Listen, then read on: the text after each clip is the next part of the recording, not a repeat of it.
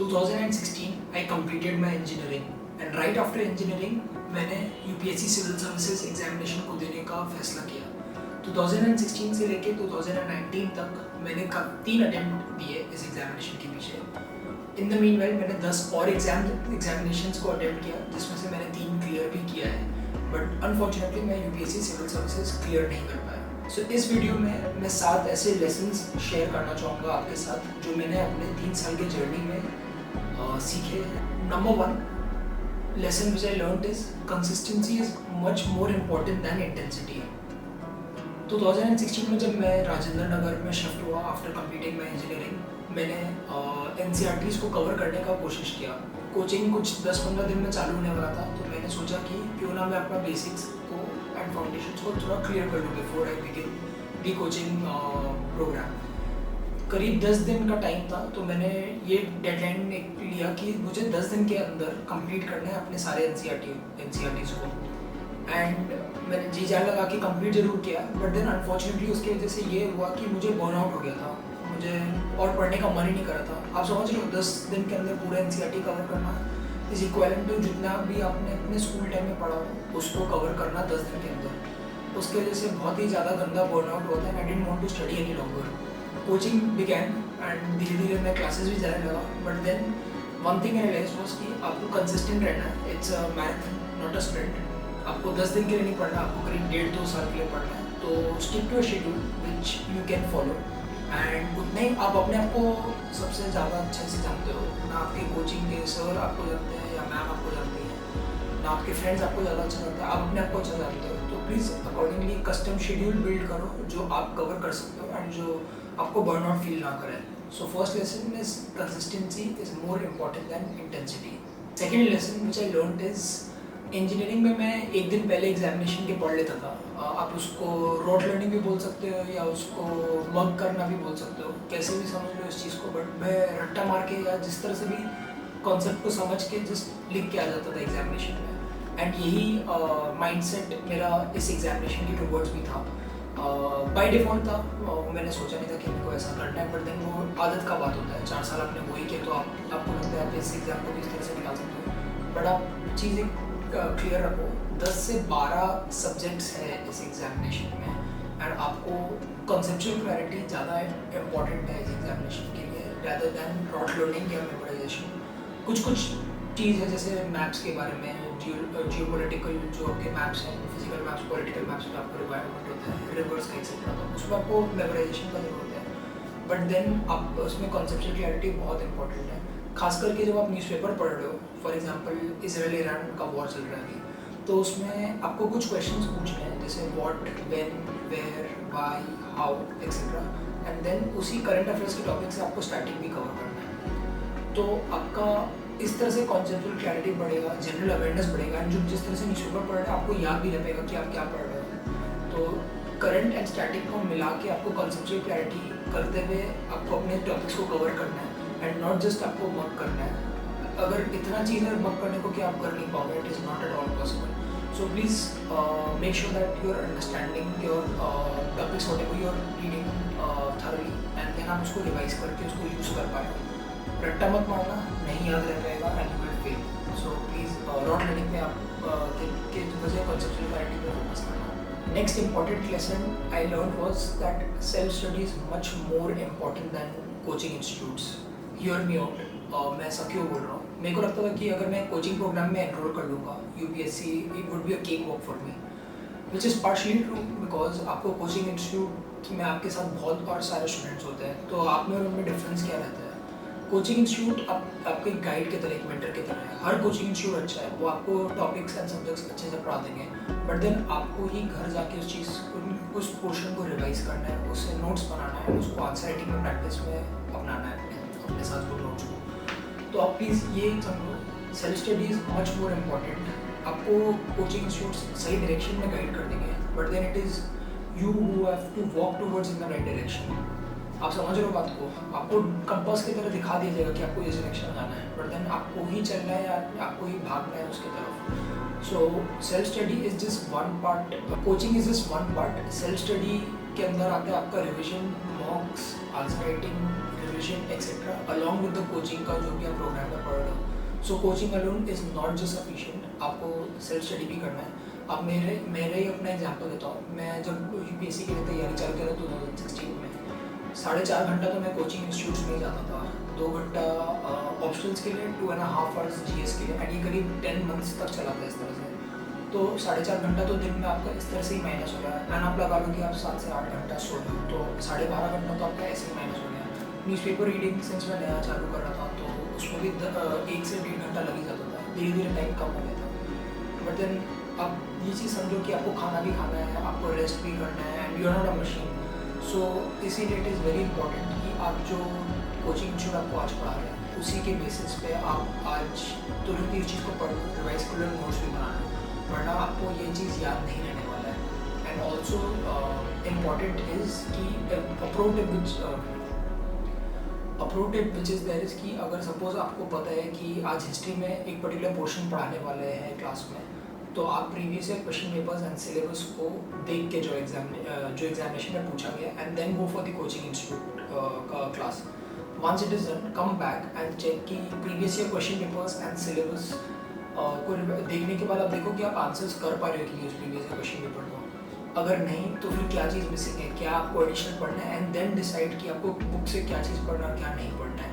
This is the way to go forward. आप double मेहनत मत करो. आप पूरा स्टैंडर्ड बुक भी कवर करोगे, कोचिंग इंस्टीट्यूट का नोट भी कवर करोगे, which is not right approach. Instead what you should do is previous question paper को देखो कोचिंग इंस्टीट्यूट जाने के पहले, पढ़ाई का टॉपिक कर लो, एंड देन उसके बाद आप वापस आके previous question papers and syllabus को देखो, and then only you should attempt to study for these examination. And incident which I would want to share is during my second attempt मैंने लक्ष्मीकांत के notes बनाए थे, करीब 60 to 70 पेजेस के लक्ष्मीकांत के notes थे, क्योंकि मेरे को पता था लक्ष्मीकांत एक बहुत ही इंपॉर्टेंट पार्ट है एग्जामिनेशन का, एंड इससे क्वेश्चन हमेशा प्रीलिम्स में पूछा जाता है. तो मैंने अपने फर्स्ट अटैम्प्ट से सीख के मैंने क्या किया था कि मैंने करीब जो 600-700 पेज का लक्ष्मीकांत का बुक है उसको मैंने कंप्रेस करके 60 to 70 पेजेस में कन्वर्ट कर दिया था, and to study for the prelims.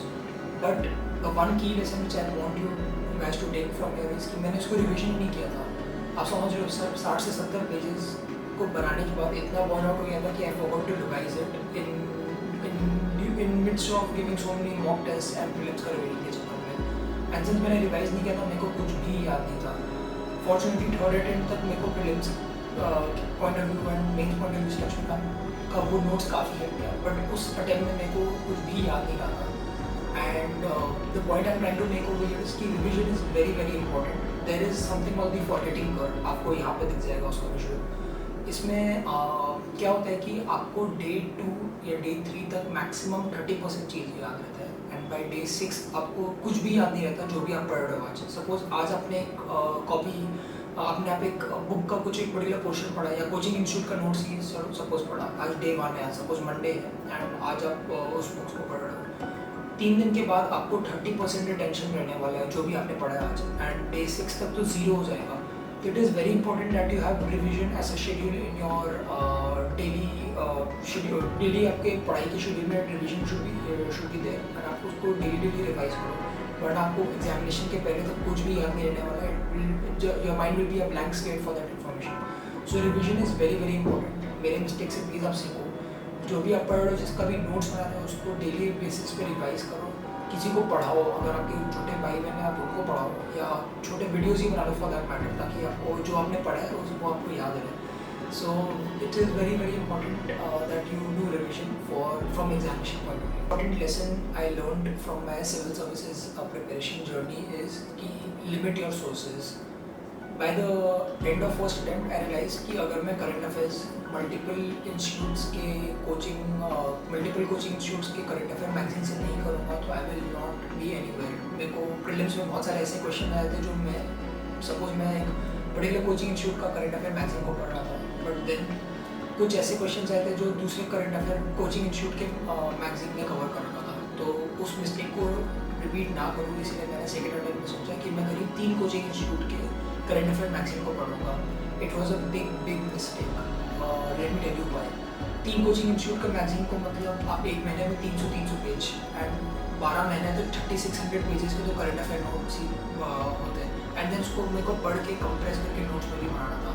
Unfortunately मैंने 3 किया, मैं एक का भी करंट अफेयर मैगजीन ढंग से नहीं कर पाया था, and I made a huge mistake in my second attempt. So lesson to be learn over year is कि आप लिमिट योर सोर्सेज, आप लिमिट करो अपने सोर्सेज को, एंड आप एक ही करंट अफेयर मैगजीन को उठाओ एंड उसको 10 बार पढ़ो रादर देन 10 अलग अलग कोचिंग इंस्टीट्यूट को पढ़ने के लिए। एंड फॉर एग्जाम्पल, अगर आपने कोचिंग इंस्टीट्यूट का आपने मैगजीन एक पढ़ा है एंड आप मॉक्स अटेम्प्ट कर लो, कुछ क्वेश्चंस होगा जो आपके मैगजीन में मिस हो चुका होगा या आपको समझ में नहीं आया होगा, इसीलिए आपने आंसर नहीं कर पाया। आप उसको जो मॉक टेस्ट में क्वेश्चन है उसको अपने नोट्स में इनकॉर्पोरेट कर लो rather than going to study a new current affair magazine altogether and wasting a lot of time. आप मॉक टेस्ट में से उन नोट्स को अपने नोट्स में इनकॉर्पोरेट कर लो so that you do not make that repeated mistake. So lesson over here is limit your sources, and this the same goes for standard books as well. Limit करें अपने books को, limit करें अपने current affairs के magazine को, and then उसमें से जितना आप आंसर निकाल सकते हो should be your game plan rather than going after multiple notes and multiple books. Next mistake which I want to discuss and the lesson I learned was कि please start answer writing as soon as possible. मैंने अपने first attempt में, because मेरा coaching का time इतना ज़्यादा था, मैं फिगर आउट स्टेज में था कि किस तरह से क्या करना है, कोई गाइड कोई मेंटर नहीं था, तो मैंने काफ़ी टाइम वेस्ट किया and I never attempted answer writing in my first attempt. Second attempt में मेरे पीजी में एक मेरे से सीनियर एक थे, उनको मैंने अपने आंसर दिखाया. He said it was a very good attempt towards the examination point of view, and उन्होंने मेरे को कई सारे पॉइंटर्स दिए जो मेरे को ध्यान में रखना है. Overall it was a good attempt. Out of 10 मेरे को उन्होंने 6-7 दिया था, एंड इट सेड कि आप इस चीज़ को इम्प्रूव करके 8-9 तक भी लेके जा सकते हो. कैसे वैल्यू ऐड करना होता है, कैसे फॉर्मेटिंग करना होता है, किस तरह से कम वर्ड्स में आपको एक्सप्रेस करना होता है एक्सेट्रा. बट पूरे 1 साल मैंने प्रोक्रेस्टिनेशन या आलस के बारे में अटेम्प्ट ही नहीं किया. टाइम भी नहीं था एंड मेरे को डर भी लगता था कि मैं किस तरह से स्टार्ट कर पाऊँगा. मैं कभी आंसर राइटिंग नहीं किया था. इंजीनियरिंग का answer writing is way different from जो यूपीएससी में डिमांड करता है. So out of that scared mind set and time नहीं होना, मैं अटेम्प्ट ही नहीं किया. Please break free from your procrastination. आप आलस मत करो, आज ही आंसर राइटिंग प्रैक्टिस करो. अगर आपको सेंटेंसेस फॉर्म नहीं करना, पॉइंटर्स में लिखो, बट स्टार्ट करो. प्रीवियस क्वेश्चन पेपर से चालू करो, एंड जितना जल्दी चालू करोगे उतना जल्दी आप फीडबैक ले पाओगे अपने मेंटर या कोचिंग इंस्टीट्यूट से, एंड उतना ही बेटर आप आंसर लिख पाओगे. And answer writing will make और break your rank in UPSC. So it is very important. आप मेरे मिस्टेक से लर्न करो. जितना जल्दी हो, जो आज पढ़ा कोचिंग में उसी के ऊपर नोट्स बनाओ अपने खुद के वर्ड्स में, एंड उसी को आंसर राइटिंग के फॉर्म में प्रैक्टिस करो. अनदर की लेसन आई लर्न वॉज कि सिलेबस कंप्लीशन सब कुछ नहीं होता. सिलेबस कंप्लीशन करने के बाद आपको उसको रिवाइज भी करना है. रिवीजन करने के बाद आपको नोट्स भी बनाना है. नोट्स बनाने के बाद आपको आंसर राइटिंग देना है मेन्स पॉइंट ऑफ व्यू से, एंड मॉक टेस्ट अटेम्प्ट करना है प्रीलिम्स पॉइंट ऑफ व्यू से. उसका भी आपको नोट्स बनाना है एंड देन उसको भी रिवाइज करना है. तो आप समझिए it is just not syllabus completion, it is syllabus completion plus notes, revision, mock test and the revision of those mock test as well. So it is very important कि आप, जैसे मैंने आपको बताया था कि कोचिंग इंस्टीट्यूट जाने से आपका पूरा एग्जाम क्लियर नहीं होगा, आपको और भी बहुत सारे स्टेप्स लेने होते हैं. वैसे ही सिमिलरली सिलेबस कंप्लीट करना is not the main goal. Syllabus complete करने के बाद आपको आंसर राइटिंग प्रैक्टिस के बाद आपको उस पर फीडबैक से आपको नोट्स एंड उसका रिविजन बहुत इंपॉर्टेंट है. तो डेली आप अपना शेड्यूल इस तरह से बिल्ड करो कि आप उसमें रिविजन कर पा रहे हो, न्यूज़पेपर रीडिंग कर पा रहे हो, उसका नोट्स ले पा रहे हो, नोट्स के साथ आप उसका भी रिविजन कर पा रहे हो, एंड रिविजन करने के बाद आप उसको मॉक टेस्ट या आंसर राइटिंग प्रैक्टिस में कन्वर्ट कर पा रहे हो. Then only will your examination process will be holistically complete.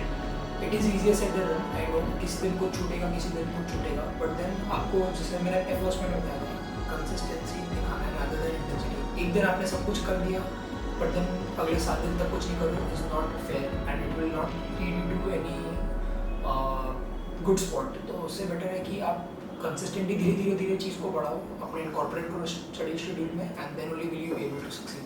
Conclusion ये निकलता है कि अगर मेरे को यूपीएससी दोबारा देना होता तो मैं खाली कोचिंग इंस्टीट्यूट पर डिपेंड नहीं करता. मैं एक मेंटर गाइड को सीख करता जो मेरे को सही डायरेक्शन में पॉइंट आउट कर पाते हैं, एंड देन खाली कोचिंग इंस्टीट्यूट के नोट्स पे डिपेंडेंट नहीं रह के मैं सेल्फ स्टडी करता, नोट्स बनाता, रिविजन करता, न्यूज़पेपर पढ़ता डेली बेसिस पे, ताकि मैं करंट एंड स्टैटिक को इंटीग्रेट कर पाऊँ अपने प्रिपरेशन में. And then I would have limited my sources and limit source करने का मैं करंट अफेयर्स को भी लिमिट करके तभी मैं प्रिपरेशन करने को बिगिन करता. क्योंकि इतने 3 साल के मिस्टेक के बाद मेरे को ये चीज़ ज़रूर समझ में आ गया था कि ये सब चीज़ करना बहुत ही ज़्यादा ज़रूरी है.